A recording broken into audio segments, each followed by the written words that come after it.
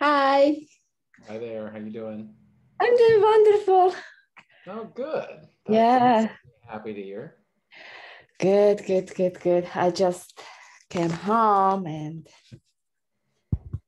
how are you, teacher? I'm okay. I feel better hearing you talk about being wonderful. I like to hear when people are doing well and feeling good. That's great. This is my wonderful is my favorite word. Yeah, I Oh, love it. Yeah, what a great sounds like you've got a great positive attitude. yeah, yeah. Life is not easy, but we have to always think on positive things. I Yeah, agree. I agree. yeah. There are we cannot control very many things, but Yeah. we can. Sometimes we have, yeah. Yeah, sometimes maybe today is it's it's not happy, but tomorrow, maybe next tomorrow, everything will be happy. Agree. No, Yeah, yeah, it's like what I say this with my family too. Yeah, you can't control things, but you can kind of sometimes control your attitude. So yeah, I'm with you. I'm with you. yeah.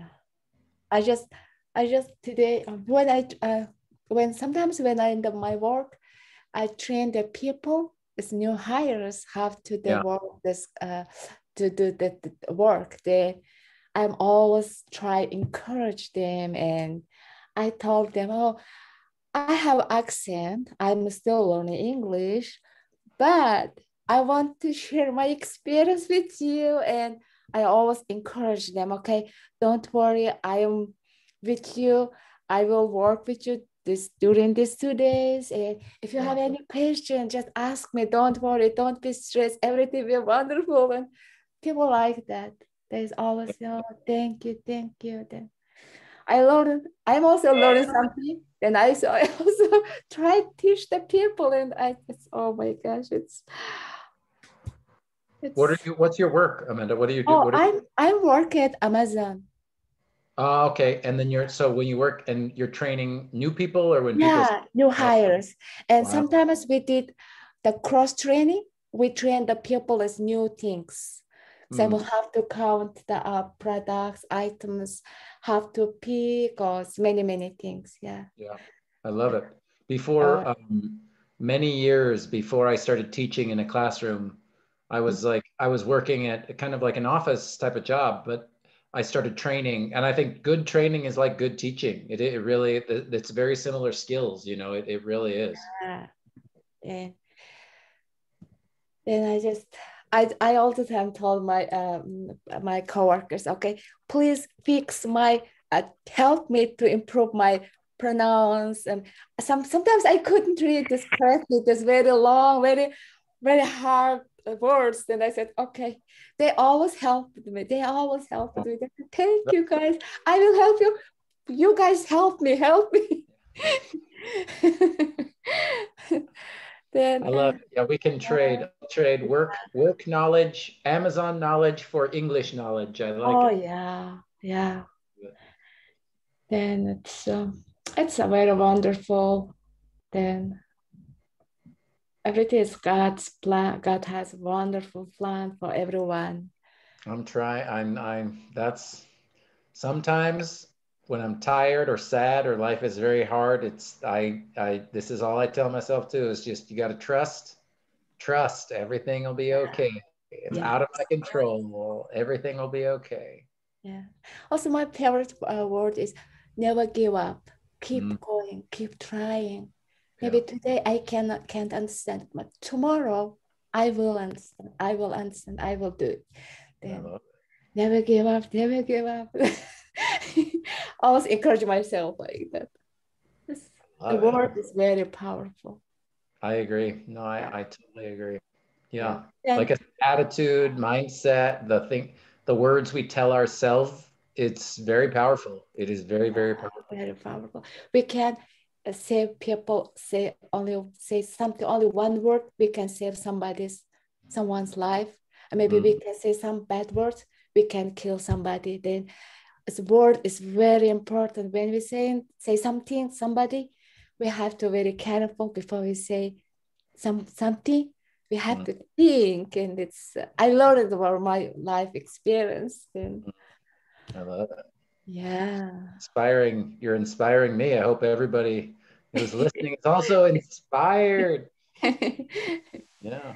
Yeah. We have to always encourage each other. It's very important. Yeah.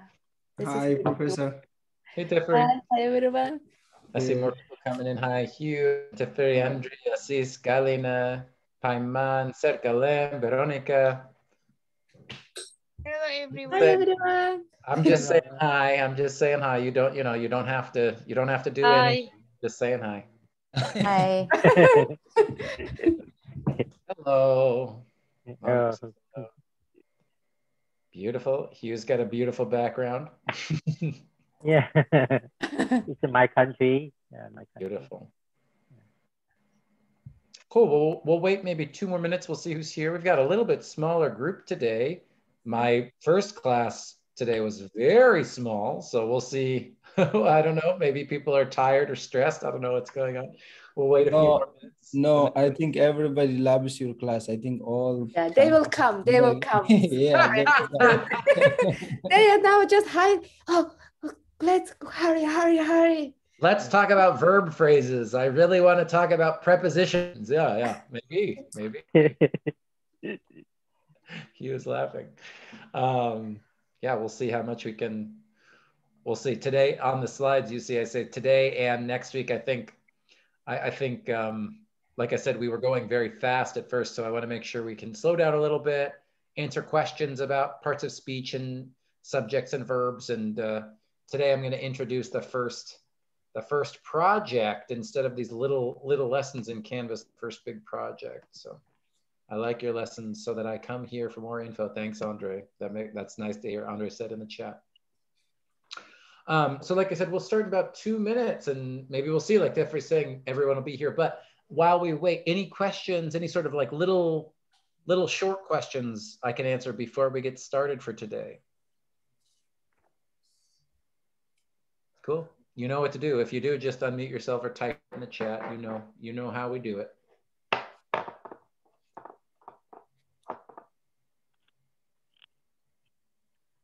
I will say just one more thing. Andre, I see your hand, so please. But I did get to grade. I think, well, I finished grading, and then all the grades were published, so that means they get opened up in Canvas. You can see them.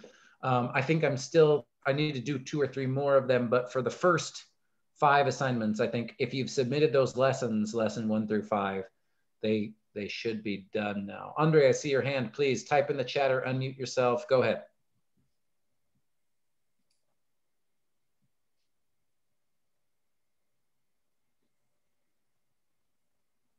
Andre.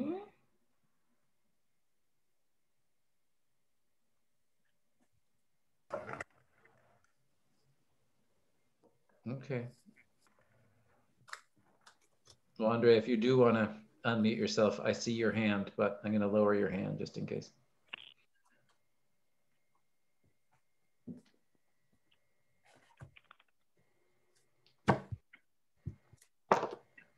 I see in the chat. I have a question with prepositions, Andre says. How can we correctly identify that we are a preposition and no other types? Sorry, writing so slow. You do not need to apologize to me, Andre.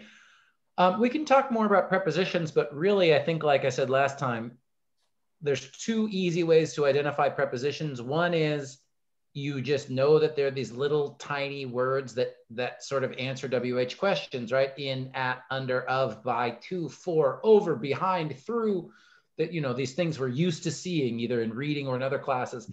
And then, like I said, a very important test for the preposition is there a noun phrase, right? Is there an object noun phrase after it? And again, I know we talked about this a couple of weeks ago, but well, if it's not that word, I mean, if it's not that word, Andre, it's probably not a preposition, right? Like, what? Water bottle is never going to be a preposition. You know what I mean? Like, verbs are never going to be prepositions. Now, I know we talked about sometimes words that are nouns, history, can be adjectives, right? History class. Okay, history is usually a noun, but it comes before class. It's modifying the word class. It's an adjective. But prepositions aren't really like that, right? The word of, it will never be a noun. It's always a preposition, right? Unless this example we talked about last week and why it is so challenging, phrasal verbs can be difficult, right? Sometimes it might be an auxiliary, it might be a helping verb, and other times it might be a true preposition. And I think, how do you know?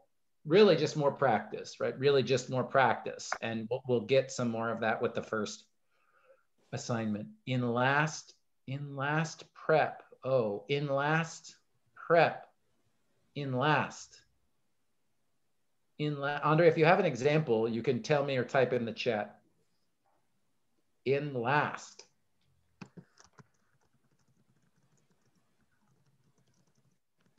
I'll put in the chat. I'm saying, if you're asking, I'm going to get started here, but if you're asking a specific question about in last, just those two words, in last, you would probably need an article there. You could say in the last 2 years, in the last 2 hours, in the last 5 days. So in the chat, I wrote in the last 3 weeks, comma, we have studied whatever, parts of speech. Well, in is clearly a preposition there because we have a noun phrase after it, the last 3 weeks, right? That passes our test. I have a difficult situation with my house in last season. Good, in last season.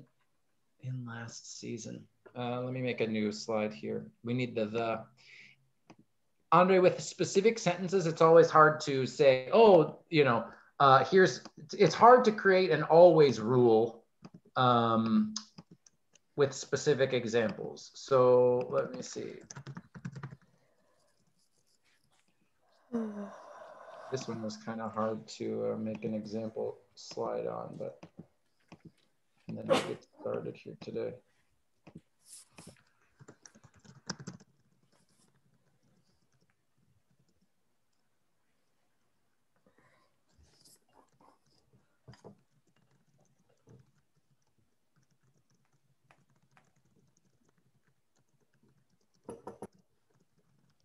And what was your example, Andre? I want to go back to your sentence there. I have difficult situation with my house in last season. Over.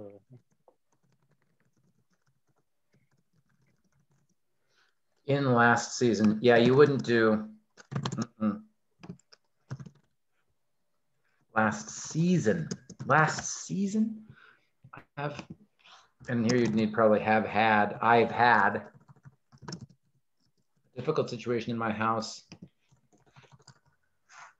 this year. I don't, again, Andre, like all these are examples. So it's hard sometimes when a student gives me a sentence where the grammar, there are multiple grammar problems, right? So in a sentence where there's already a grammar error, it's not really very helpful to try and analyze the parts of speech. But if you're looking for creating a sentence with a similar meaning, Andre, then you kind of have this. I've had a problem in my house during, in the last year, over the last year. Now, again, whatever preposition you would choose here, right? This is definitely a prep. You still have the object NP after it, right? And again, how do we know it's a noun phrase? Well, there's an article, there's a noun, and it comes after the preposition. This kind of fits all of the rules that we need to know to identify, is it a preposition or is it not a preposition, right? Ah, okay. Okay, good. Oh, I like that. That was fun to do in the chat. Usually I'm talking to people. Well, we'll talk more about this. I know. I understand, Andre. Perfect. Well, we'll talk more about parts of speech here, and you'll get a lot more practice with it in your own sentences, but I'll talk about that at the end of class here. So what we're going to do today is review the parts of speech and basically finish up with language power tutorial 2. So we're going to talk about subjects and verbs today. And then I'm going to introduce, like I said, the first big project, right? The first big grammar project where you get to practice your own sentences. So that's what we're doing today. So I want to just go quickly through the few things that we reviewed last week. And remember, I see some people have their video on now. Of course, stop me, you guys, anytime. Just unmute yourself, type in the chat, whatever you need. But I'm going to review some of the information from Language Power Tutorial 2 here, subjects and verbs, and we'll look at some examples together. So remember, when we talk about this word characteristic, that just means a special quality that relates to a thing. So when I talked about the characteristics of subjects and verbs in English, what I'm saying is these are what subjects are like in English. These are what verbs are like in English, right? So if you remember, we talked very briefly about characteristic 1 and 2. So remember, a subject can be one word, or it could be a larger noun phrase. And we'll talk more about phrases in a couple weeks. And remember, a subject noun phrase can also be replaced by a pronoun. So we did this last week. Sacramento, one word, that's the subject noun phrase, is the capital of California. The capital city, 3 words, right? A subject noun phrase is getting bigger every year. And a good quality of life and lower stress levels are, we have that whole subject noun phrase that comes before the verb are, right? And again, more examples. This is what we did last week, just to see how pronouns can replace a subject noun phrase.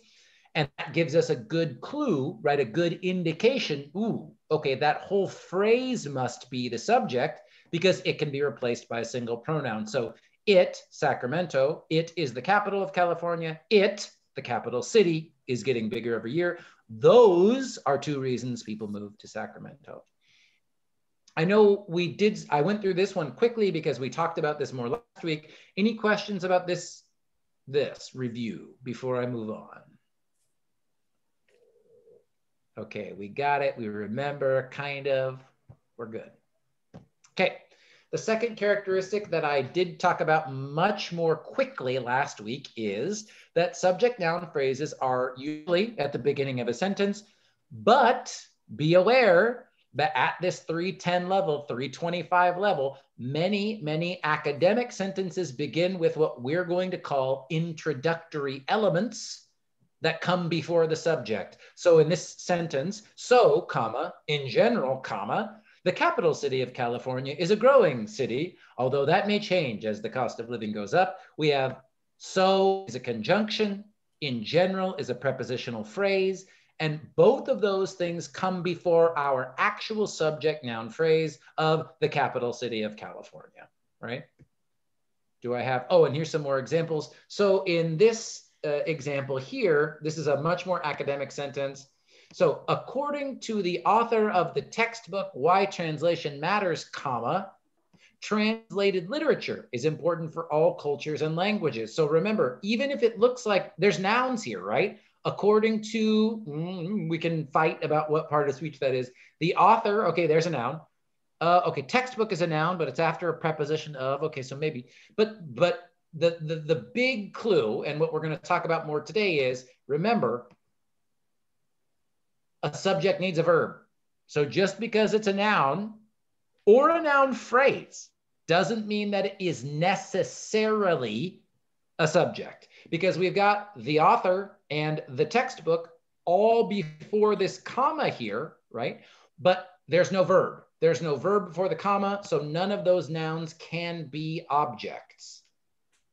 I'm sorry, excuse me. None of those nouns can be the subject, right, of this example. Forgive me. I'm going to do that a lot. I'm trying to talk slowly, you guys, but I talk fast. Questions about characteristic 2 or this example sentence?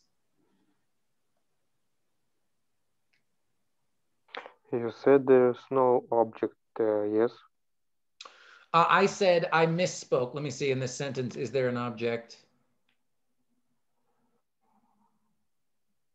There is, well, there's the object of a preposition, like the author of the textbook, Why Translation Matters. Of is the preposition. The textbook, Why Translation Matters is the object noun phrase. But after the comma, translated literature is important for all cultures and languages. No, there's no object there.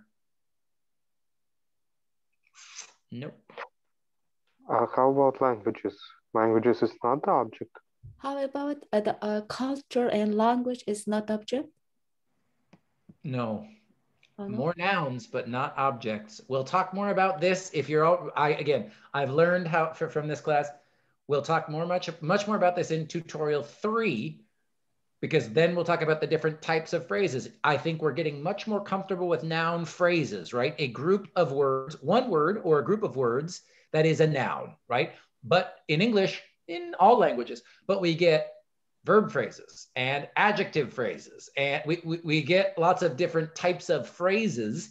So I don't want you to worry about that right now. But remember, yeah, that's all I want to say right now. So good question. No, this is not an object, even though it comes after the verb. It's a different type of phrase, even though culture, you know, we do have some nouns. We have more nouns after the verb. So again, it's a great question. It totally makes sense. But again, remember, the characteristic we're practicing here is subjects come at the beginning of sentences, but in academic English, usually you get these introductory elements, conjunctions, prepositions, before, almost always they come before a comma, and then we get the subject. Does that make sense? Mhm. Mm-hmm. So subjects always go in at Beginning. at the beginning of the sentences. Yeah. Yes. Sometimes they have the after conjunction and preposition. Sometimes some academic, some kind of sentence. Sometimes they after this conjunction and Exactly. The only always rule I can teach you, though, we're going to see like maybe a little tiny few exceptions, but the rule I can pretty much always teach you is, unless it's a question, then you know word order changes in English for English questions. But the always rule is the subject comes before the verb.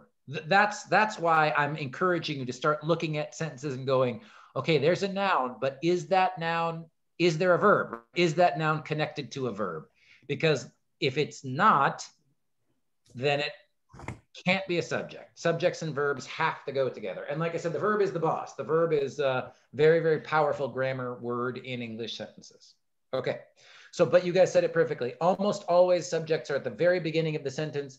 In complex, interesting academic sentences, sometimes you get the long introductory elements before the subject. But again, as we start to think about commas here, according to the author of the textbook, Why Translation Matters, comma, these commas, or in these, so comma, in general comma, these commas are kind of big clues for you guys to see, ooh, okay, there's a phrase, then there's a comma. I'm not going to say always, but that's a big clue to say, okay, these are probably introductory elements before the comma, and then we'll get our subject after the comma. Cool? I have question. Okay. I have question. Sure. You go back to the next last slide. Yep. Yeah. But for the first phrase that before comma, how this group is preposition phrase. Yeah, preposition phrase. We call that. Yeah. This again. Up to matters. According to up to matter is a preposition phrase. Let's call this, I'd say this whole thing is a prepositional phrase. And maybe this would be verb. Objective of preposition. Yeah. It's the author of objective of preposition. Exactly. You could say the author is the object to this preposition too. And then the textbook, Why Translation Matters, that's all the object noun phrase to of. You could put all these words to the author of the textbook, Why Translation Matters. This whole thing could be one long prepositional phrase, and we could call this an adverb. Again, like, it's why at this 310 level, Hugh, I will answer your question quickly, but I try not to give so much detail that it scares you guys, because as I said last week, it is amazing how even in one sentence, there can be a lot of complex going on.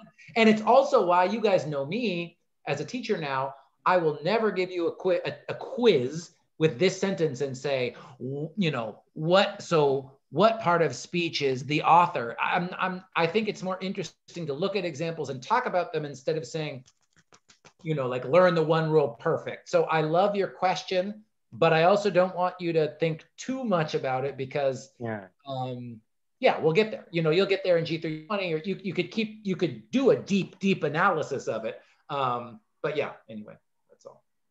Okay, thank you. Thank you. Yeah, I'd say more like this.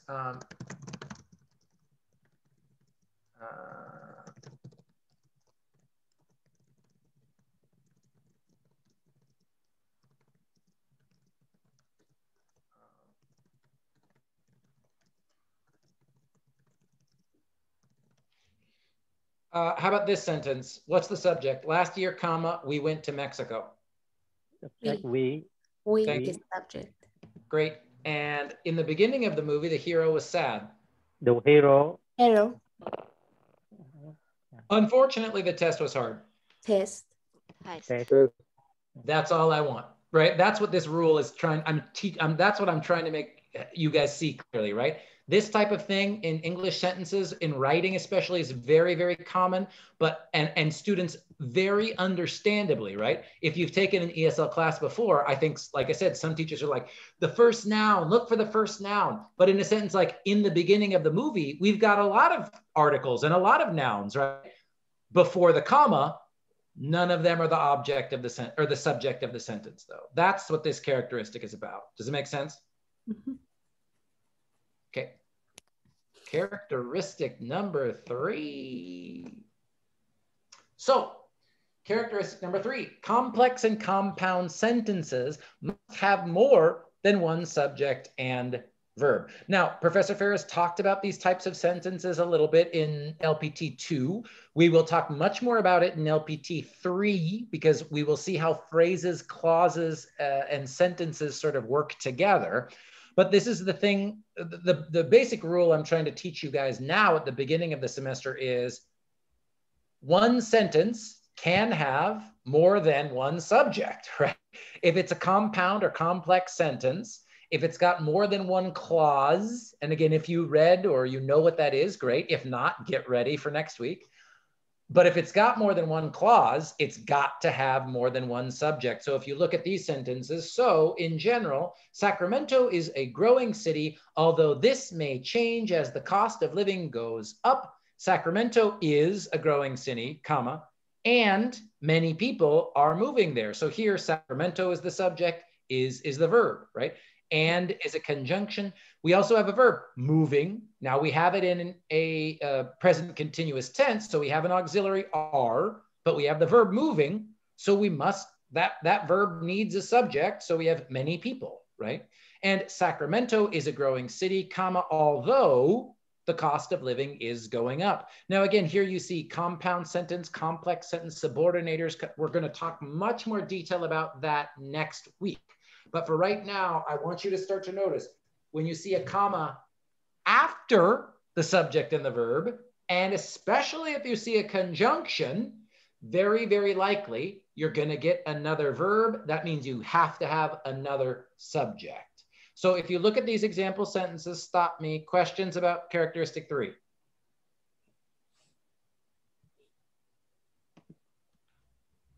want to see if I have any more example sentences here. Okay, let's do this.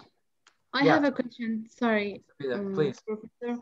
Yep. There were small sentences like they are idioms and have a comma. How I can understand what's the subject and the verb? You know I'm going to ask for an example, Sepida. So what? Give me an example. I don't remember because I read on the quiz and I don't understand it. Which one? I need to grade those still. So if it was from LPT 2, I didn't want to grade 2 until we were done finishing talking about this. It looks short. Well, that's a good... how about this? It's not an idiom, Sapita, but it is a short little sentence, right? It was hot, comma, and I was sweating. How many subjects? 2. 2 subjects. Okay, good. And 2 verbs. Show me the verbs. Yeah, let's do the verbs like we always do. Where's the verbs? Was. And was and sweating. The second is sweating. Good. So we've got in here, how about was sweating? This is not a subject. It's an auxiliary verb. Thank you. This is auxiliary. Yes. Yep. And this is a And we subject. cannot, okay. Now we're going to talk about verbs, right? Now we could also say, we're going to talk about verbs a little bit too. Now we could also say these two words together, right? So sweating is the verb. Yeah. But remember, starting next week, we're going to start to talk about phrases and clauses and all that good fun stuff. So we could say both of these words together are the verb phrase though, okay? Because when you start to identify the different parts of speech, when you really start to see the difference between the main verb and the auxiliary, then what happens is you can really start to see how they work together to make a phrase, right? And why is that important? Because phrases make up clauses. And why is that important? Because clauses make up sentences. And if you've got the words, and what happens for so many ESL students is, like I said, and I do this in Spanish too, all the time, every day, I'm kind of guessing, right? I'm like, I think this word goes here. I don't really know. But when you focus on parts of speech, phrases, clauses, you don't really need to worry about the word order of the sentence, the whole sentence. You can just focus because you kind of know how to build it. Here's an idiom for you, Sapita, from the ground up, right? If the word order in your phrases is good, it's going to be fine for the whole sentence, right? If you know, okay, after a preposition, I've got to have a noun phrase. You're already ahead of the game. Do you know what I mean? You don't need to worry about, okay, should the of go before or after the noun? Well, it has to go before the noun if it's a preposition, right? So this is a little too more. I answered a bigger question than you really asked, Sapita, but sweating is the verb, and was is the auxiliary, but they go together to create a whole verb phrase, right? And that's the thing I'm trying to make clear. So even if it's a short little sentence like this, you still might have multiple clauses, multiple subjects, multiple verbs. Yeah. This is like and two clauses, it's right? like an exam. Can I underline was sweating together? Is it correct or no? Just Yeah. Now, in this class, Sabina, in this class, it's correct. I mean, again, in another class, some grammar teachers, again, maybe you have already taken a class. Maybe you took G50 before. And if the teacher said, what's the verb of this sentence? And if you wrote was instead of sweating, you get 0 points. I don't, again, you guys know me, I don't really care that way. But if I say, what's the verb in this sentence? And you say was sweating, I would just say, that answer is 100% correct if I say the verb phrase. I just want you to understand the difference between what's the verb. And again, if you could only choose one word, I would make you choose sweating. But if you understand that was sweating together make up the verb phrase, then that's plenty for me, Safia. That's more than enough for me. Okay, thank you. Yeah, of course. Someone else had a question. I heard another voice. What's up? So I said this sentence can be like two clauses, right, sir? 100% yes. All right. They are two independent clauses joined by a coordinating conjunction, which makes this a compound sentence, which we will talk much more about next week. But Thank you. You are absolutely correct. Two clauses in this sentence. Two clauses in this sentence. My table is bumping down a little bit. Forgive me. I see my own camera picture here. Let me stand on it and try to make it more stable. Let's do another just little shorty example. Again, the basic characteristic I'm just helping you guys practice here is even in one sentence, you might have more than one subject. That's the basic characteristic we're practicing here.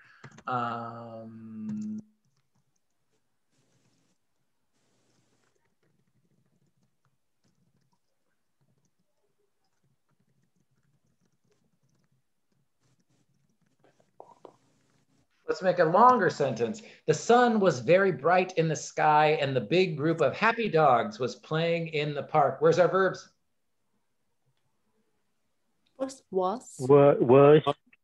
Good. Playing. And how about in this clause, what's the whole, to Sapita's good question, and what's the whole verb phrase in that clause? Was playing. See, thank you for your question, Sapita. You're helping people understand. That's right. So if in this first clause, then what's the subject? The sun. The sun. Sun. And how about in the second clause? And great group of dogs is a noun I phrase. love it. Group. I love it. Thank you, everybody. I agree. This whole thing is subject NP. Sir, in here, were cannot be used instead of was because dogs are the plural. And the big group. Oh, such a good question. Oh my God. Oh God. This is one thing that I still find really hard to try and explain to students. So forgive me. It's hard to explain. The only way I can group tell you, indicates the group. The group is plural, singular. Exactly. This is why now, like just told Sapita, like, I don't really care if it's, you know, if you say playing or was playing, whatever. For trying to understand subject verb agreement, it kind of is important at looking at a long noun phrase like this to ask, okay, if I make you choose one word from this noun phrase that is the subject, what is it? Is it group or dogs? Dogs. Dogs. No, group. Groups, sir. Groups. It has to be groups. I'm sorry, group, singular, because of happy dogs. So happy dogs is actually what? Adjective. Adjective, maybe, yeah. What's this? What word is this? A preposition. Preposition. This is a preposition. So happy dogs must be what? Adverb. Oh no. Is it? Oh, this is a noun. It's the preposition. That's right. So again, I'm never going to ask you to sort of what you'd call this in English grammar would be like diagramming a sentence. I will never make you diagram a sentence that's this complex, but you start to see of is a preposition, right? And because of is a preposition, happy dogs must be the object noun phrase. Happy is still an adjective. Dogs is still a noun. The whole thing, this whole thing together is the object NP, happy dogs. But all together, of happy dogs, you see I have three parentheses here, of happy dogs is the prepositional phrase. Yeah. Now, if you're saying, Jeff, what are you doing? You're scaring me. Okay, I'm done. I won't say anymore. But the answer to the question, why is group? Why does it have to be group? It's because it can't be happy dogs because the grammar for happy dogs is already the object of this prepositional phrase. We only have one noun. This is the head noun of this whole big long noun phrase, subject noun phrase. The big group of happy dogs.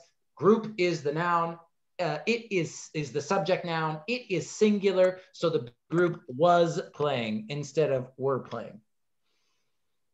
Ugh, English grammar. I mean, I love talking about it, but there's a lot of complex ideas in there. So questions, that I know that was a lot. What questions we have? So the two sentences is the compound sentences because it's combined to independent sentence. Correct. So it's compound sentence. Correct. Yep. And again, if you're listening to Hugh saying, Jeff, you know, if you're still thinking about sentence types, again, we'll talk much. I know you read a little bit about it already, but we'll talk much more about it and practice much more next week. Okay. But yes, the short answer, Hugh, is you are correct. Joined by a coordinated conjunction, stand alone by themselves. They could, two independent clauses, compound sentence. Absolutely. Yes. Sir, I got a quick question here. Sure, please. Sir, instead of group, if you use a big number of happy dog. Yeah, a number of dogs was or were? A number, then it should be was.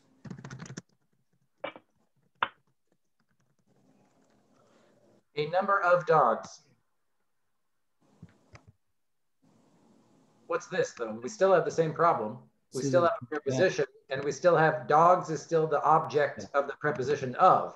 So this really, it still has to be number. If you could only choose one word, it'd still have to be number. So it'd still be Was playing. Yep, it'd have to be something like this.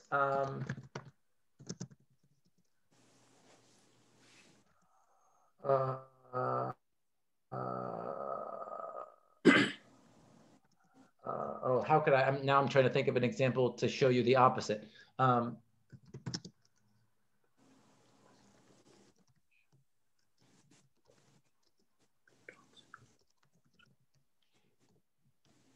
dogs in the sunshine were barking very loud.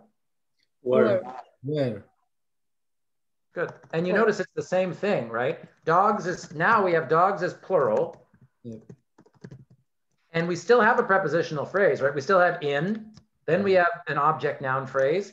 Sunshine is singular, but you're right. Like you don't need to worry about whether this is singular or plural because it's the object to the preposition. It doesn't really matter if it's singular or plural. We need to find the head, the boss of the whole noun phrase, right? Does that example help a little bit? Yeah. Good. Okay, good. And you also start to see, this is good because even though this is a little bit more of a complex question, you start to see why it's so important that we spend, I mean, a long time. We've been talking about parts of speech and subjects and verbs for a long time. And you guys are already very good in English, but we're going back to some of this, it seems like basic stuff, but you see, it's not that basic, is it? Because understanding subject noun phrases, well, because this question really was about subject verb agreement, right? Like there's a verb error here. If you put the dogs in the second example, right? If you wrote the big group of dogs were,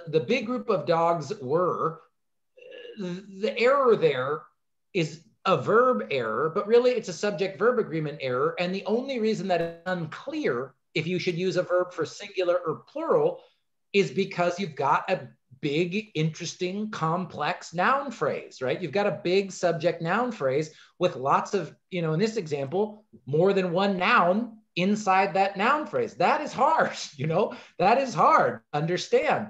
But it happens all the time, right? It happens all the time. In especially the stuff that you guys are reading. If you're taking 315 or 325, I mean, you're reading sentences like this every day, you know, to say if you're taking a nursing class or an ECE class, oh my God. I mean, this is very, very common in English sentences, especially in academic reading. All right. Any other questions about this characteristic? I should just keep going because we could just keep looking at examples forever. So remember the characteristic here, if you're watching the recording, the basic characteristic to remember about nouns here is a sentence, especially a compound or complex sentence, might have more than one subject in it. That's a rule about subjects in English sentences, okay? Characteristic 4, let me make this bigger. This is when it gets hard, and we talked about this with commands a little bit. So in some sentences, subject and phrases may be unsaid or implied. So in this first example, turn in your homework. Turn is the verb, in is an auxiliary. You should turn in your homework, right?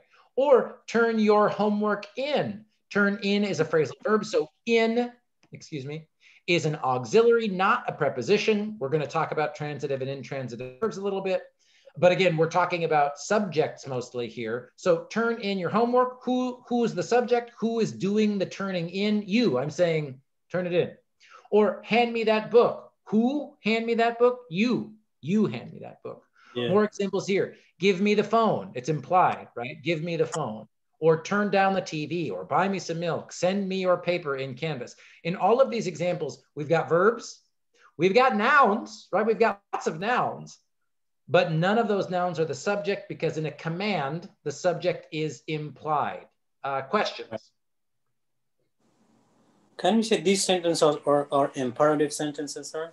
Yeah, imperatives, absolutely. Imperative or command. Sometimes British English and American English use command or imperative. So, but yes, yes, imperative and command, same thing. It's like continuous or progressive, right? Some grammar textbooks say continuous, some say progressive. We're talking about the same. We're talking about the same thing. I think I've got another slide for this one. Great. So I think this makes sense. Imperatives and commands. I think you guys got this when I introduced it briefly a couple of weeks ago. So There are other weird examples that we could talk about a little bit, but again, this is more of the like weird 10%, not the 90% of most normal sentences. So in other sentences, as I say here, subject noun phrases may come after verbs or auxiliaries. So don't you want to eat something?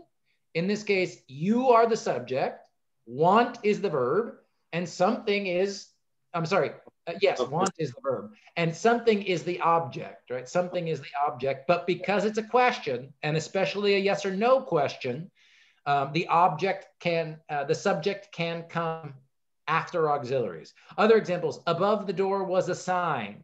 A sign was above the door. Same exact meaning. The only reason a person would write above the door was a sign, that would be a stylistic choice. That could be like in a short story or a play or a movie or something. You might see someone choose to speak or write this way just for personal style. But again, in this example, above the door was a sign. Just because door comes first doesn't mean it's the subject in this sentence, okay? Then we've got, I'm showing you more examples. Above the door was a sign. A sign was above the door. There was a sign above the door. That sign was above the door. All of these really weird examples, and these are in Professor Ferris's book more. So if you want more examples of these, you can look at some of the ones in Language Power.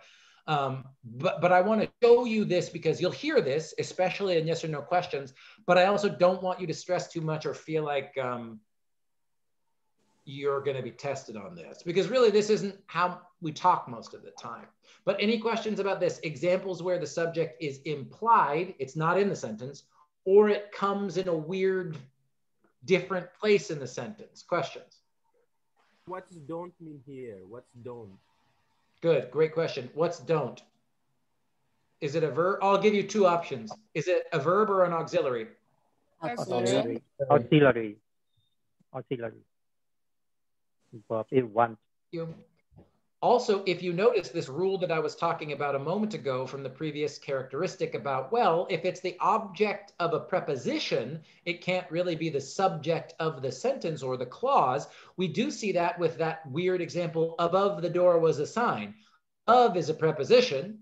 The door is the object noun phrase that comes after the preposition. So again, you start to see, if you learn some of these rules at the phrase level, you can sort of ask yourself, okay, so that's a preposition, that's the object of that preposition. So even though it comes before the verb, it can't really be the noun. Just more examples of in these, like I said, the 10%, the weird, atypical is an adjective. It just means not typical, not common. So these less common examples, that's what these are. Questions about this one, the exceptions, Any questions about these?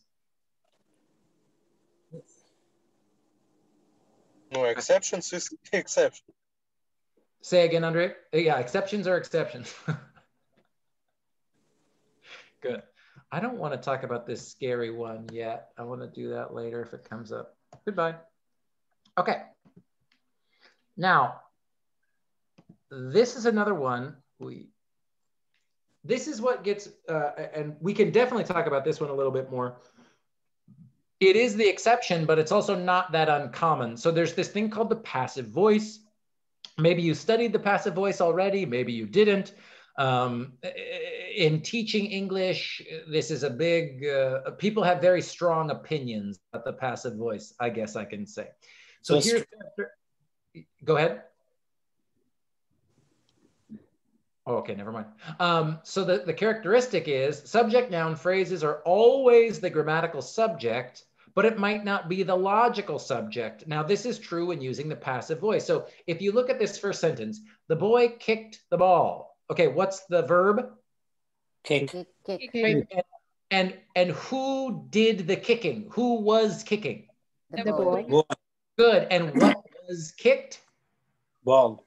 Ball. The object.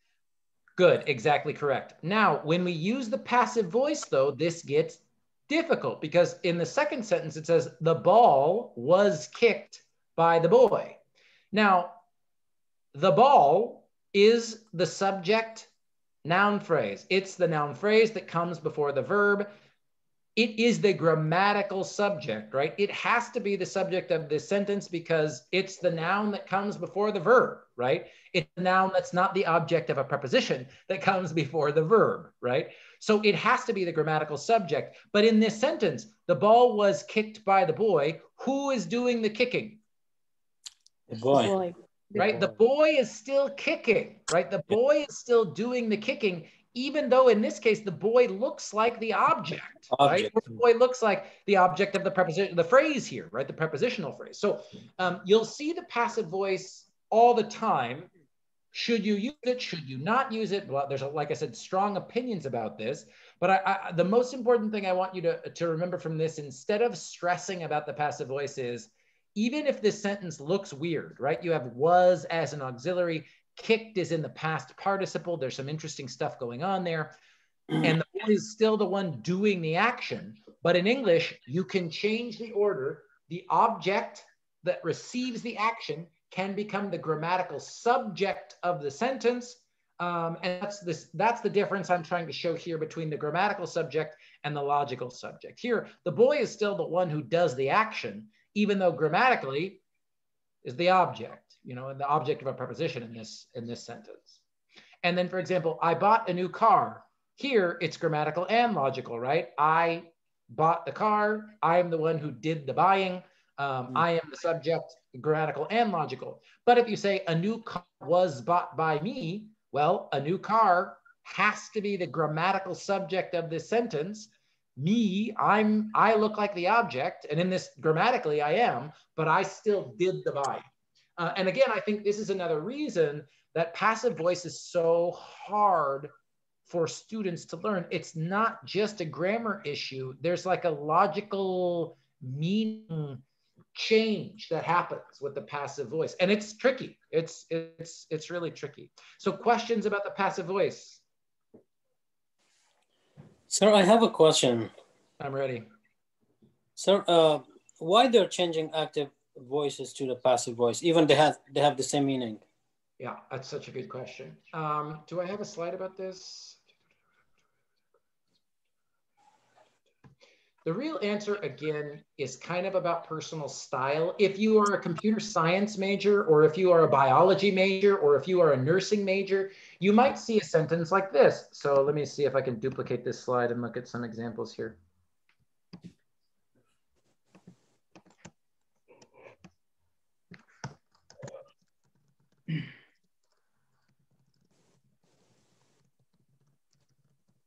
An amazing discovery was made.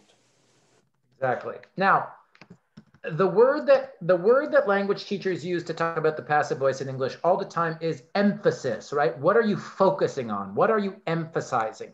So in this first sentence, the researchers made an amazing discovery. The argument that the teachers will tell you, and I mostly agree with this, is the focus, the spotlight, you focus on the researchers. Now, maybe you want to do that, right? Maybe you're trying to say this was the most amazing team of scientists in human history. They were amazing. I want to talk all about the researchers themselves. But here, if you use the passive voice, you focus on the discovery. And that can give the reader a different feeling, right? If you say an amazing discovery was made by the researchers, there's this feeling, like I said, it almost kind of is an emotional thing instead of a logical thing. A feeling of, oh, wow, right? The author is really focused on the discovery in this passive voice sentence, but in this first one, they're much more focused on the researchers, the people who made the discovery. Does that make sense? Yeah, it has, yeah, it makes sense, but still, you know, I didn't get the correct answer. Yeah, again, I'd say it's what you choose to focus on, what you choose to emphasize, what you want the reader, what you want to make the reader focus on first. So if you're writing something or if you're speaking, and in this example, you really wanted to focus on the discovery, you really wanted the reader to think, oh my God, what was the discovery? Then there's an argument that you should use the passive voice. So if you say an amazing discovery was made, then the reader's gonna go, oh, what was that discovery? But if you say the researchers made a discovery, the reader's gonna say, oh, tell me about the researchers. Again, like I said, I'm not even saying that this is true all of the time, but if you read a grammar textbook, if you've ever studied the passive voice, that's the way that these textbooks describe the passive voice. It's where you want to focus, what you want to emphasize to the reader, right? Do you want to, that's all I want to say. What do you want to emphasize? What do you want to emphasize? And really, if you take English 300, or if maybe you already have, a rule that they used to just teach people flat out when students got to college is never use the passive voice, ever. Don't ever use it, right? It's weak, it's not clear. But again, I know we have people from reading your introduction letters. I know we have people in this class interested in the sciences and computer science. If you read books in biology, or if you read research papers in medicine and technology, they use the passive voice all the time. So it really just depends on what you're reading and what you're writing. And that's why I think it's helpful to show you guys. But again, I'm not going to test you to try to give you F on the passive voice. I think it's just helpful for you guys to see and understand, right? So what is the best way to use? For example, can we write, if you write an essay, so an essay, which one is better to use? Like beside that you said, emphasizing the reader to focus about what? I don't know what choice you're I'd say the basic rule that will keep you the happiest and get you higher grades in US college is use active voice, right? Oh, use active voice. If we have time, there is a whole unit, there's a whole tutorial on the passive voice in Language Power. Sometimes I have time to teach it in a G310. I definitely would teach it at the G320 level because it's important at that higher level. If we have time, I'll review it together with you guys this semester. If we don't, though, it's in there. You can review it. I think Professor Ferris does a great job explaining why it's used, even though I still think it's weird. It's weird. I mean, I don't know. I don't have anything deep to say about it. It's weird. It's a weird sentence construction. Right. I guess, and again, like I always do, you know, I'll just two more examples and then move on here, but I really want you to start to notice patterns. That's all I want you to do by this class. So,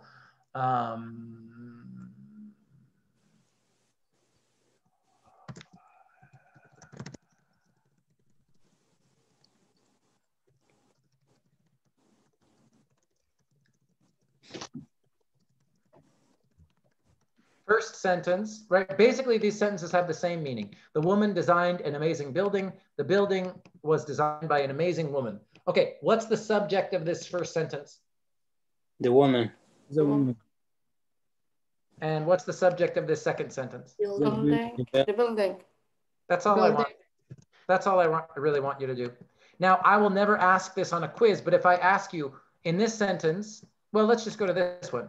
The building was designed by an amazing woman. The building is the grammatical subject. What's the logical subject, though? Who's the one who actually did the designing? The woman. That's all. If that's all you remember from passive voice, you guys, that's enough. That's enough. That's enough. Make sense? Yep. Good. So that's all. That's all. I'll make a note here. Even though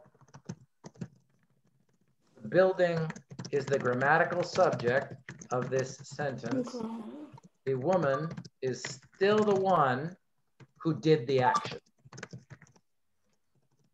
Designed. That's all I want you to. That's all I want you to understand for this characteristic. So the last question I have. Yeah. It doesn't have to be the last. Yeah, tell me. Yeah, can we start a paragraph or can we start an essay by the first sentence of a passive sentence? Is it better to use or no, according to grammar, as you know? Well, you know what I'm gonna ask. Like I asked Sapida, what you have an example?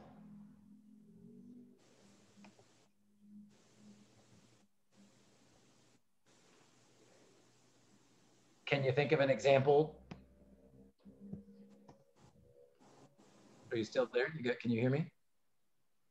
Are you asking me, Sir Beck?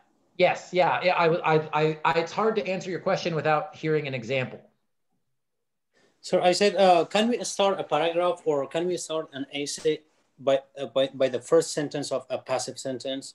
Yeah, I mean, I think, is it possible? Yeah, yes, yeah, it's possible. And is it gonna be an academic sentence? It could be. Amazing discovery was made by a scientist. An amazing discovery was made.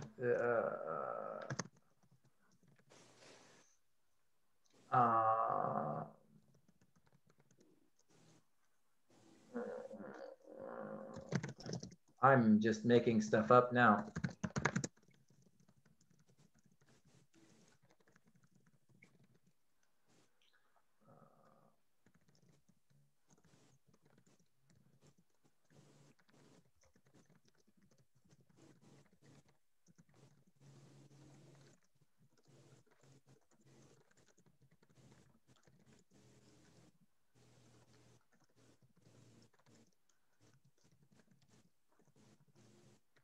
Something like this. I'm just really making stuff up now, but scientists. An amazing discovery was made by some, let's say, by some scientists.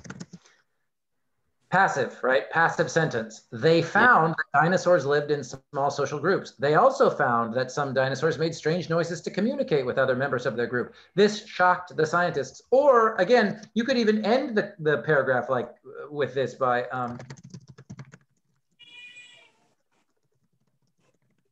right? You could do either one of these. This shocked the scientists. The scientists were shocked by this. I mean, this is why the passive voice is so tricky. Because again, like, is there a difference in meaning between these two sentences? Probably not. But it, like I said, this is just like a style thing. I guess the last thing I'll say about this before moving on, because I don't want people to get too scared or confused, is if you are a science major, if you're studying nursing, if you're studying psychology, yeah, but if you do anything in medicine or computer science, I'll just tell you now, you will see the passive voice, right? Because again, 10 years ago, we would teach students, oh, never use the passive voice, never use the passive voice.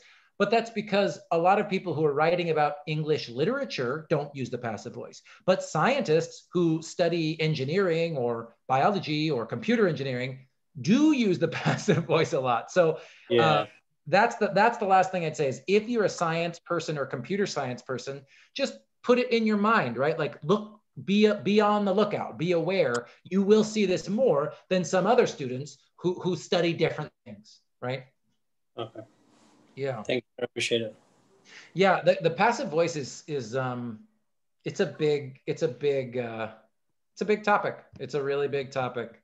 So that's it. Those are our 5 characteristics. So let's look at these. So this is a little subject review. We're going to practice all of these 5 characteristics that you hopefully already looked at a little bit on your own and we've talked about together last week and this week. So identify the subject noun phrases in the sentences below. I'm going to give you just a minute or so. No one say anything yet. Stay silent. I will show you the answers, but just look at these and by yourself, try to identify the subjects. And then I'll show you the answers in 1 silent minute. Okay, go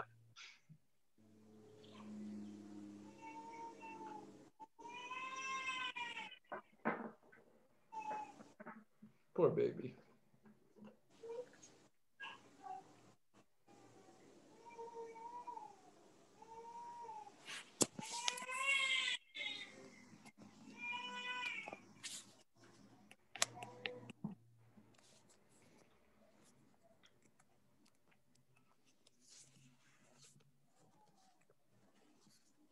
All right, ready?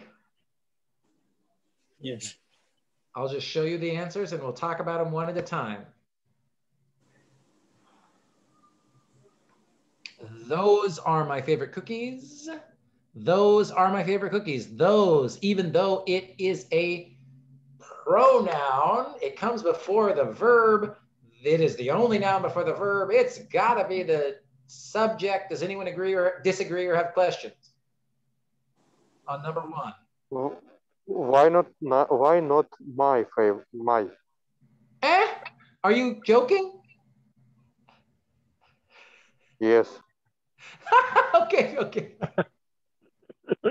I was like, Andre, I'm going to slap you through the computer. Okay, number 2, a good quality of life and lower stress levels are 2 reasons people move to Sacramento. A good quality of life and lower stress levels. All of that whole noun phrase comes before the verb are. It can be replaced with a single pronoun. They are, those are, these are. Do we agree, disagree? Any questions about sentence number 2?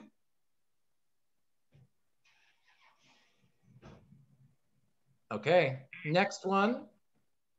Therefore, comma, in my opinion, comma. When you think about it, comma, there are many reasons to visit San Francisco. I've got you think, okay, about it. I've got a verb think. I do have a noun that comes before the verb. So there's a clause here. I've got a subject and a verb. Then I've got there are, okay, there is, you know, the subject NP before the verb are. Agree, disagree, questions? What about there, sir? Is it noun? Is still a noun phrase or indefinite pronoun? It is, and we're going to talk a little bit more about relative clauses, but there, I'm showing you this now because again, in a couple of weeks, there and that, they are little 4-letter words, but oh my God, they're so powerful in English. But that's such a good question. The short answer is yes, it is still a subject. In this sentence, it is a subject. It's a subject. Okay. And in English, again, for better and for worse, often for worse, if you're trying to teach students English grammar, there is a lot of times there is the subject in sentences, and it can be tricky, but yeah. We'll talk much more about that when we talk about relative clauses, okay? Next sentence, for a variety of complex and interesting reasons, comma, people are living longer. I was trying to maybe fool you with all these words and nouns, lots of nouns in all before the comma, but no verb at all before the comma. Then we've got our comma, introductory element, our verb here, our living, auxiliary, and our main verb living, verb phrase, whatever you want to call it. People is our subject. Agree, disagree, questions? We have to be agreeing. Well, you don't have to. You can disagree if you want. We can talk about it. I have a question. Why we take people from this sentence in like a subject, but on a second we place all this sentence a good quality of life and lower stress levels? I love it. Andre's question. If anybody heard his question, it was, why is people the subject here, but earlier here, quality of life and lower stress levels? What's the difference? There's one big difference. Can anybody tell me? Before first clause is used. It's the word. It's a 1-word answer, and it rhymes with schmerb, and it's a verb. You got the. Remember, we're going to talk about verbs next here. Verbs are the king and the queen put together, right? If you look at this sentence, a good quality of life and lower stress levels, no verb here at all, no comma, also very important. And then we get the verb are, right? So a good quality of life and lower stress levels, this whole thing is the noun phrase. And remember, the other test, Andre, is it can be replaced with a pronoun, right? It, well, not it, they are 2 reasons. These are 2 reasons. Those are 2 reasons, right? Now, if you look at the next sentence here that you're asking about, for a variety of complex, interesting reasons, comma. Now, when you see that comma, you have to ask yourself, Andre, is there a verb before the comma? Is there a verb before that comma? No. The answer is no. No. That means it can, because there's no verb, that means it cannot be a clause. And if it's not a clause, there's no subject. There could be object, there could be lots of nouns, there's lots of prepositions and adjectives and but no verb, no clause, no subject, right? But now after the comma, we get are living, auxiliary verb, okay? So there's got to be a subject. Does that answer your question, Andre? Yes. And it's such a good question, Andre. I love this class so much, and I love working with all of you guys because all I'm doing is just showing you these same patterns over and over again. So it just takes time, right, to see all these examples in context and understand how they fit together. So Next one, give me the money. There's no subject in the sentence, but if I asked you what is the subject of the sentence, you'd have to say you, imperative commands, right? Sir, I have questions, sir. You, please. Yeah, give me the money. There's a command order sentence. Yes.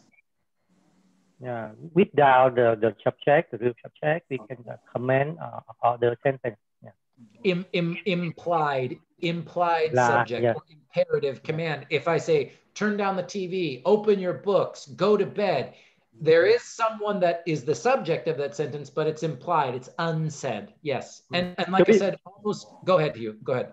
So we call the command sentence? Yes. Order command yes. sentence. Yes. Okay. Yes. Or like it was said earlier, if people are British English people, imperative, I'll put it in the chat. Imperative is just academic language for command, no choice. Imperative sentence, commands mean the same thing. Yeah. Yeah. Cool. And the last one, the flowers were planted by my neighbor. The flowers are the grammatical subject, right? That's the only noun phrase that comes before the verb, even though we have were is our auxiliary here, planted is the main verb. So flowers is the grammatical subject. But again, the only thing I want you to try to remember, what's the logical subject of this sentence? Who actually did the planting? Neighbor. Zohra, she's got help. We know they know it too. The little boy knows it too. Yes, my neighbor is logical subject. The flowers, though, because English rules say if it comes before the verb, it's got to be the subject. So the flowers are the grammatical subject here. Makes sense? That's it. That's probably more than you ever thought you would want to know about subjects in English sentences. I'm just checking my time. Oh, we've got time. Okay. About the behind the tree? Yes, circle them, please. Oh, yes, I skipped this one. Thank you. Yes, thank you. Behind the house is a small tree. This is that weird example where you could say a small tree is behind the house, or behind the house is a small tree. Yes, circle them. You have a question or just want more information? No, I want to know more information. Yeah, so this I talked about briefly. Behind the house is a small tree. Well, if anyone remembers, okay, we were talking about passive voice. You will see the passive voice much more than you see this kind of weird sentence where the subject comes after the verb. Okay, you will see the passive voice much more. But again, if you're reading a novel, if you're watching a movie, if you're watching something that's a little bit more artistic, you definitely might see this type of sentence.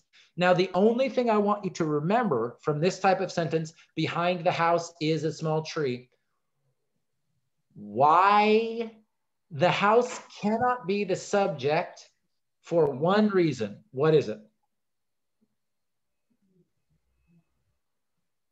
Behind. What part of speech is behind? The preposition. Preposition. Behind is a preposition. And because behind is a preposition, the house must be what? Object of the preposition. No. And because the house is acting as the object of the preposition already, it cannot be the subject of the clause. That's the only thing I want you to try to remember from that example, Serkalem. Does that make some sense? Yeah, so the small tree is the noun, like a subject. It is the subject. It is like I said, that weird exception, atypical, not normal, where the subject comes after the verb. It almost never happens in English unless it's an artistic kind of sentence or yes, a question, right? Things change for questions. But you know, one thing I think ESL teachers do really well, teaching students the difference between questions and statements. I think, again, if you took G40, G50, whatever, you've probably had to study how to make questions in English a lot. I think textbooks and teachers do that pretty well. I don't stress too much about reteaching you guys those things, but yes or no questions and this kind of like stylistic, artistic situation is really the only time that a subject will come after the verb. That's why that sentence is there, Circle M. Thank you. I did not realize that I had skipped it. Thank you, thank you, thank you. Anything else about subjects?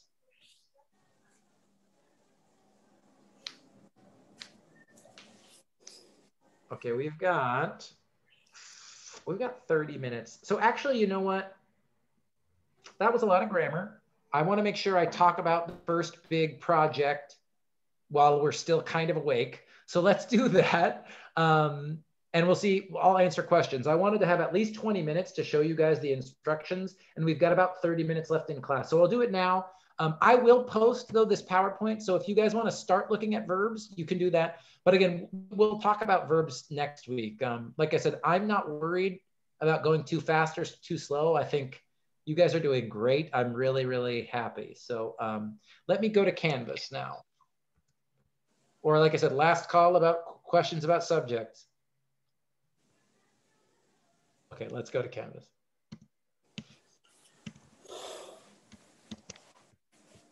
All right. Student view, so it looks like how you look. It looks like what you see. So if you click the home page, and you can go to modules, you can go to assignments, you can go to grades, however you want. I'll go to grades this time. And if you click on grammar, writing 1, notice it'll be the only thing with a due date because this is one of those 4 assignments the whole semester with a due date. So I will click on grammar, writing 1. Oh, forgive me. I shouldn't have clicked on grades. I showed you guys the wrong way. My mistake, please forgive me. Go to assignments or go to modules if you're watching the recording. I'm so sorry. And click on grammar, writing 1. All right. So you'll see it says carefully read and review the instructions in the assignment sheet. Also review or rewatch the Zoom recordings for the first few weeks of class. So click on the assignment sheet here. And I'm going to go through this with you. Remember, you can always read it in Canvas or click the blue link to download. I'm going to click the blue link and download so I can see the document. And here are the instructions. Let me move. Sorry, I got all this stuff on my screen. Okay. So writing 1, as you see here, we're practicing parts of speech, subjects, verbs, and some little bit about phrases. So instructions for this assignment. I am asking you to analyze your own writing for parts of speech, subjects, verbs, and sentences, clauses, and phrases. To do this, I want you to, 1, copy and paste 8 sentences from your introduction letter or from one of your discussion posts for the class. So I want to make this very clear. What I'm asking you to do, I'm asking you to do it with your own writing. Okay, so copy and paste 8 sentences, your own writing. I'm asking that it's for this class. If you want to do it from another class, if you're taking 315 or not, that's fine too. But this is big, important thing, your own words, your own writing. This is what's really going to help you learn. Now, for each sentence, I want you to identify the subjects and verbs in each clause. I want you to identify one type of phrase that you used, and I want you to identify 5 parts of speech. Now, I'm going to show you a lot of examples about how to do this, but for example, so this is, imagine that this is one of your sentences, right? So then, comma, I want you to write a short reflection about what you learned from the analysis. Let's say, imagine, this is the sentence you are analyzing. Well, there are 2 subjects, I and you.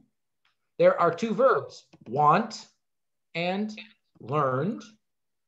And there's a phrase, want, just this one verb, want, is a verb phrase, right? We could also look at some examples of prepositional phrases. You could show me an example of an object noun phrase. You could tell me an example of a subject noun phrase, right? So I know we haven't talked too much about phrases yet, so don't worry about anything crazy or complex, but we have, again, I've talked about for the last 3 weeks, prepositional phrases, object noun phrases, subject noun phrases. So you can focus on that if you want. And then parts of speech, I as a pronoun, Want is a verb. You is a pronoun. Short is an adjective. Short, reflection. It's a word that comes before a noun. It modifies the noun. It's an adjective. And about, in this sentence, about is acting like a conjunction. Okay. Now, again, I want you to do this type of analysis for 8 sentences of your own writing that you have already done for this class. Finally, after you analyze the 8 sentences, I want you to write a short reflection, about 400 words, about what you learned during the writing. So what did you notice? Do you use the same sentence type over and over? Do you use a lot of prepositions? Do you use too many adjectives? Not enough adjectives. There's no right or wrong answer for this short paragraph I'm asking you to write, but I'm asking you to analyze your own grammar. And even more importantly, after you analyze your own grammar, is to tell me what'd you learn? What'd you notice? That's all I want, right? That's really all I'm asking you to do with this paragraph. And again, I'm going to show you what this looks like and show you a template right now. So due dates. The first draft is due 1 week from today. I'd like you to do this 1 week from today before class, so Wednesday, February 17th. Then what's going to happen is I will grade that first draft. And after I give you your grade, you will have 1 week to revise and resubmit for a higher score. So again, I don't want you to feel stressed. Jeff, I don't have, a week is not enough time. I don't know how to do this. I need to make sure it's perfect. No, you don't need to make sure it's perfect. First draft is due for a week. I give you a grade and I show you what you can do to fix it. Then you have 1 week after that to revise and resubmit for a higher score, right? And then here is the rubric. Here is how the scoring for this assignment goes. So your grammatical analysis is worth 50 points, half your grade. You correctly identified the parts of speech, subjects, verbs, and we're not even doing sentences and clauses yet. We're just doing phrases in your own writing. Next, editing. Your writing is free of major grammatical and mechanical errors, including capitalization, punctuation, spelling, sentence structure, verb forms, blah, blah, blah, blah, blah. 20 points. Self-reflection. Your reflection writing shows originality, careful thought, and obvious effort. This just means for 20 points. Did you take reflection seriously? Did you actually notice what you learned doing the assignment? Did you explain to me what you learned during the assignment? And finally, length. If your reflection's 400 words, you get 10 points. And again, if it's 370 words, but it's still very good, I don't care. It's really just, it's so that if someone hands me a reflection paragraph that's only 20 words, I'm like, you know, you don't get the full points for a 20-word reflection, you know? Now, here's what this looks like for this first assignment. I'm giving you this template, right? So please download the document and look at it. But here's what this assignment would basically look like, okay? So just like you would for any other class, if you've learned this in 315 or 320, right? Your name should go at the top. My name should go second. The class number should go here. The date that it's due should come here. So this should say February 17th, 2021. Grammar writing 1. This is your text, right? This is just what you copy and paste. This is your 8 sentences. So all that you should do here, if you're watching the recording, go to the discussion, go to your introduction letter, just copy and paste the sentences that you're going to analyze and put them in the Word document. Okay? Then we should copy this one, sir. Not these, not my words, right? Your own words. That's so important. It has to be from your introduction letter, from one of your discussion posts. You must analyze your own writing. Sir, to be honest, I still don't understand. We should write like a reflection paragraph. Then we should. Me too.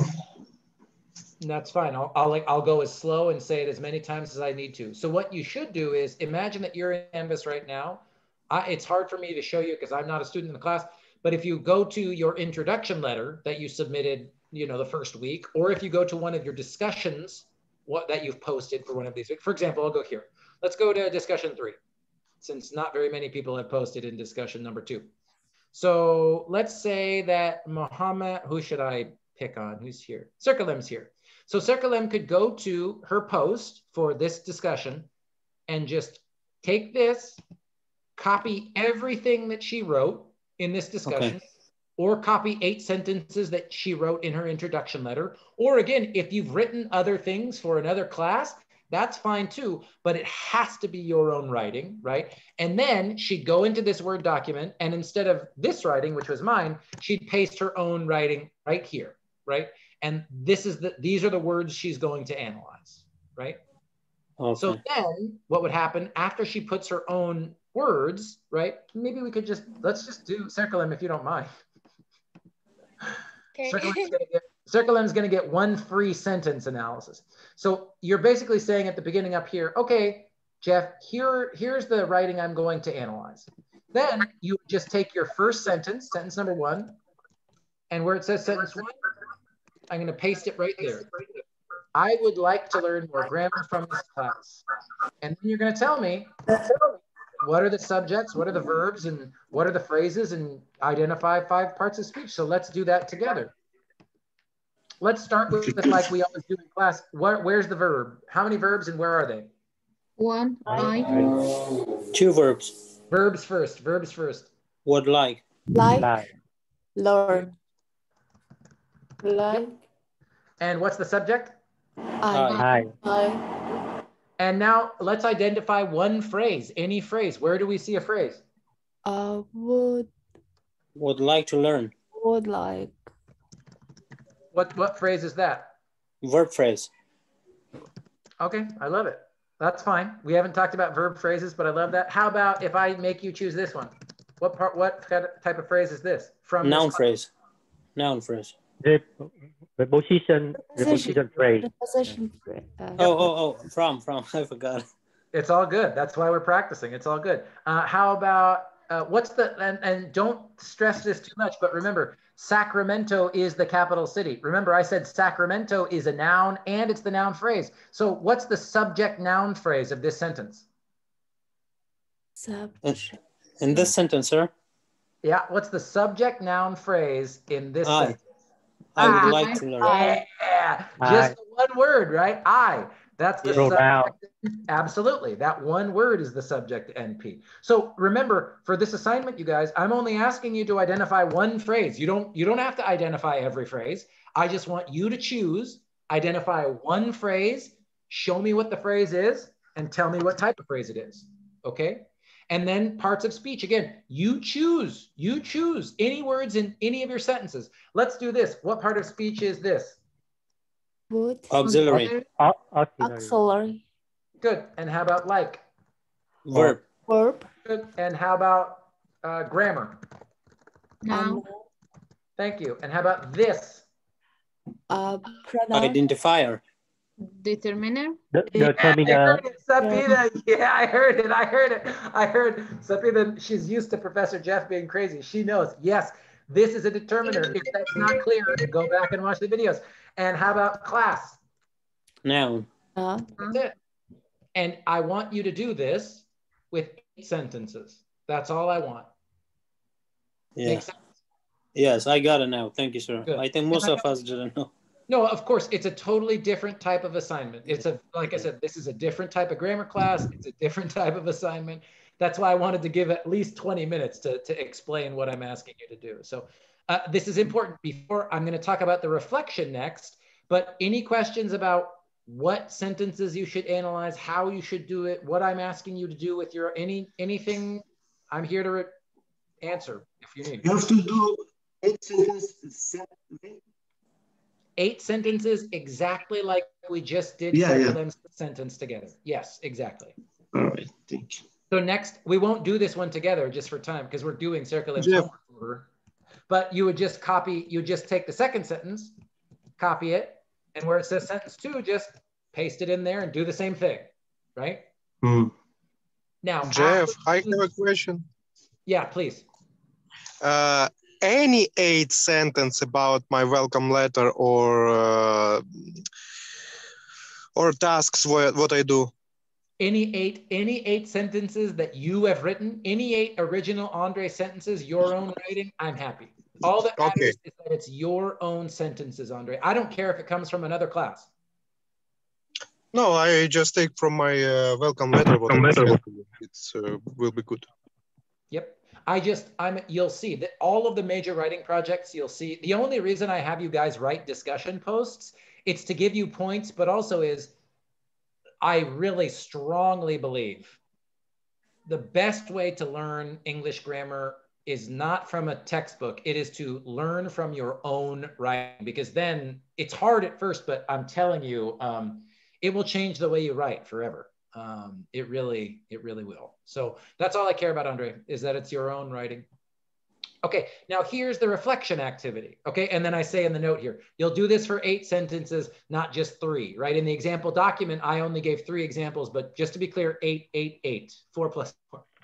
Now, after you've done the analysis of your own writing, then you get this self-reflection. So as an example, and if you want to use this template as a way to start your own reflection, that's fine. But I wrote this. So this activity was so difficult, but it was also very interesting. I learned a lot about the type of sentences I write most often. For example, I only used one compound complex sentence in this entire paragraph.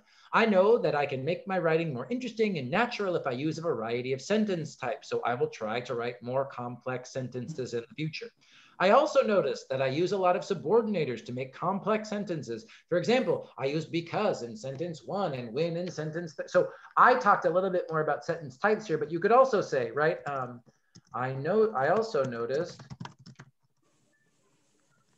that I rarely use adjectives to modify my nouns, or I use a lot of pronouns as subject noun, subject NPs.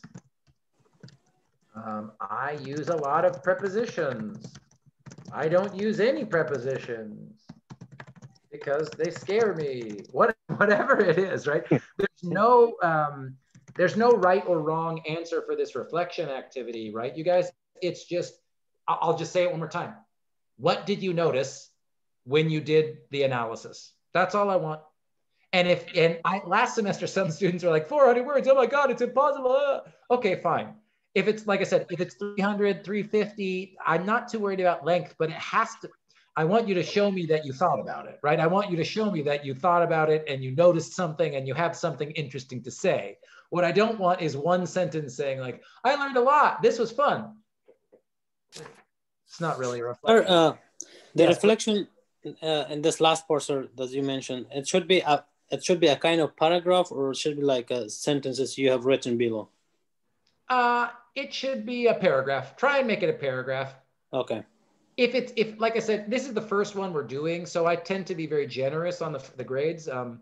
So try to make it a paragraph. You know, if you just have, or maybe it could be like you say something like prepositions. Maybe say, instead of a normal paragraph, I noticed blah, blah, like you have a header about all your prepositions and you write 2 or 3 sentences about prepositions.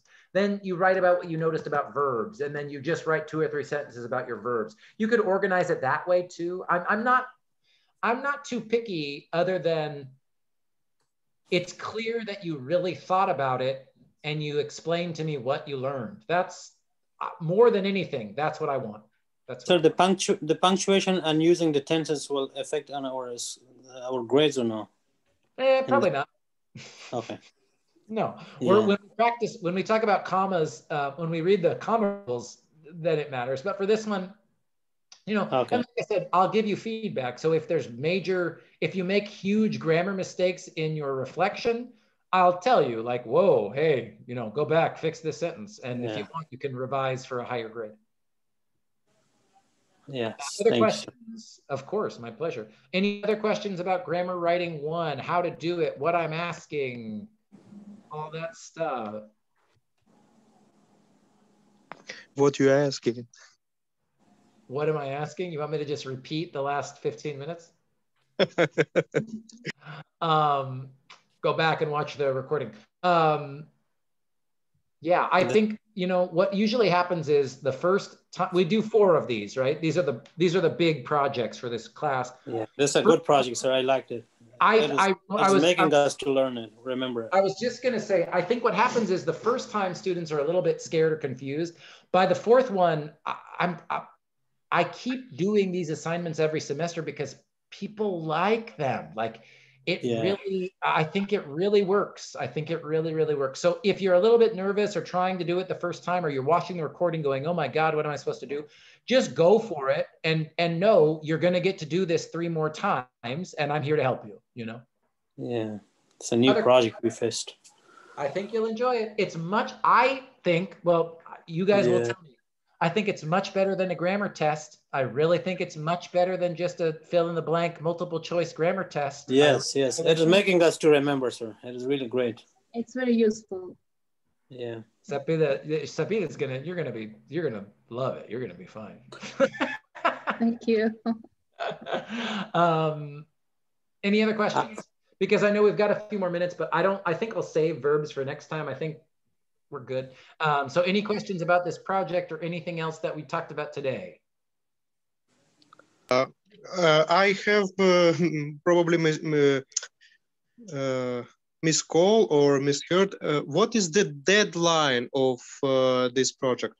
Next week. So you got 1 week to do this. So I'll say this: if you are still haven't done some of the other lessons or whatever, remember the other lessons don't have due dates. So if you haven't done them yet, I don't want you to feel like, oh my God, I have to do those before I do this project. No, if you're thinking about how to focus your time this week for this class, just give your time to this project, okay? Because yeah, the first draft is due 1 week from today. 1 week from today, up here where it says due dates. Thank you. Sir, for the simple assignments, you didn't give us the due date, but for this project, you give us a due date. Totally vice versa. You know why? It's because for this one, I have to give you much more specific feedback. It's so that it's because I tried this in the summer when I said no due dates for anything. But what happened is the whole class waited to do this project until the end of the semester. And then I was trying to grade like 120 projects or something, and it almost killed me. So I asked for a due date because then I can grade it, give you feedback, and you can revise and resubmit if you want. That's why. Yeah, I appreciate it, sir. Yeah. Other questions? Anything? Hi, Professor. This introduction document, where I can find it? Oh yeah, you should be able to find it. I've graded them. So if you go to grades and if you click on introduction letter, I think almost everybody did this. Like I said, I opened the grades for this project today, but lesson 2, welcome letter, whatever you wrote for this welcome letter, introduction letter, I'm sorry if I used 2 different words there, but welcome letter, introduction letter, whatever you wrote there, you can use that. If you've written a discussion, you can use that. If you've written anything for another ESLW class, use that. Does that help, Sandy?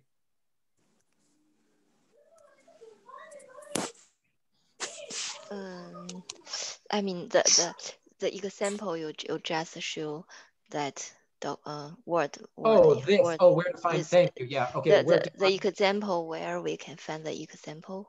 Assignments, grammar writing 1. Oh. And then this document, right? So it says carefully read and review the assignment sheet. That's this thing. So this thing here is the assignment sheet, and you find it by clicking on the grammar writing 1 assignment. This link right here. I see. This is another homework. Right? Yeah, this is one of the 4 big. This is one of the 4 big projects for this class. Oh, project. I see. Anybody else? So that means last time we write grammar introduction or something. So we have to do the 8 sentence, same writing. So you don't need to write another one, right? For this project? Yeah, no, you don't need to. Yeah, for this project, Circulem? Yeah. Yeah, no, you don't need to write anything new. No, for this project, just something you already wrote for this class, or even something that you've written for another writing class is fine too. Oh, okay, you use my example so I can finish my example. Like sure, yeah, like I said, you got one free sentence, Circulem. Thank you. Yeah, you're welcome. Anybody else? Hello, Professor. I have another question for the the assignment grade. Then for those assignment before, if I already finished, do I need to change it before you talk about the project? Oh, no, any other lessons in Canvas? So if you go to the other lessons that you've already done, nope, you don't need to do anything in these lessons. If some students haven't even finished lesson 9 or that's fine. If you haven't finished all the lessons yet, that's totally okay. But everybody, I think, if I remember from the grading, everybody did their welcome letter and everybody did their discussion number 1. So you have something at least that you wrote for this class to use for this project. Okay. Sandy sounds a little nervous. Like I said, just go for it. Just jump in. It'll be okay. You named it as a project. Everybody's scared, sir. Well, it's better than essay, isn't it? It's much more better than essay. Thank you. I agree completely. I say this with love and total respect. I hope you guys can tell how much I care about you and respect you. Students will be nervous for whatever word you use, it doesn't matter. They're still going to go, points, points, oh my God. So, we just do our best. Great. Any other questions? I'm going to stop recording right now. Hold on one second.